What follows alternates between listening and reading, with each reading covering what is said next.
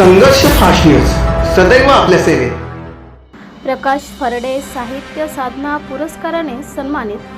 पुण्यात 28व्या विश्व बंधुता संमेलनात गौरव।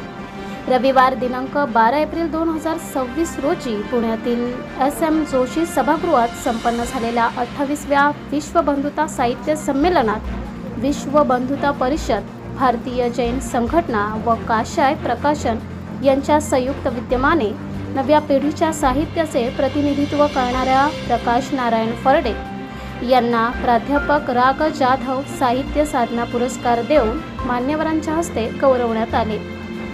प्रकाश फरडे यांनी गेल्या अनेक वर्षांपासून स्वराज्य लेखणी साहित्य मंच व संस्कार प्रतिष्ठानच्या माध्यमातून सातत्याने विविध साहित्यिक उपक्रम, स्पर्धा, कवी संमेलन आयोजित करून साहित्यिकांसाठी हक्काचं व्यासपीठ निर्माण केलं आहे।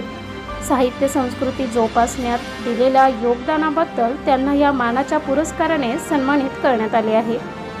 प्रकाश फरडे गझलेसह सर्वच साहित्य प्रकारांमध्ये सातत्याने लेखन करत असून मराठी साहित्य समृद्ध करण्यात आपलं योगदान देत आहेत। सामाजिक आशयावरील व व्यवस्थेविरोधातील त्यांचं लेखन वाचकांच्या मनात वेगळीच छाप निर्माण करत आहे।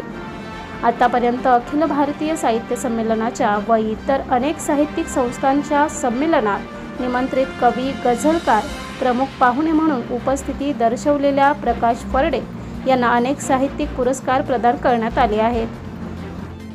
पुरस्कार स्वीकारताना या पुरस्काराने गौरवान्वित केल्याबद्दल ज्येष्ठ साहित्यिक चंद्रकांत दादा वानखेडे व बंधुताचार्य प्रकाशजी रोकडे यांचे ऋण व्यक्त करत हा सन्मान माझ्या लेखन प्रवासाला नवी ऊर्जा देणारा ठरेल, असे प्रकाश फरडे यांनी विनम्रपणे प्रतिपादन केले। संघर्ष फास्ट न्यूज अंकुश भोईर, शहापूर।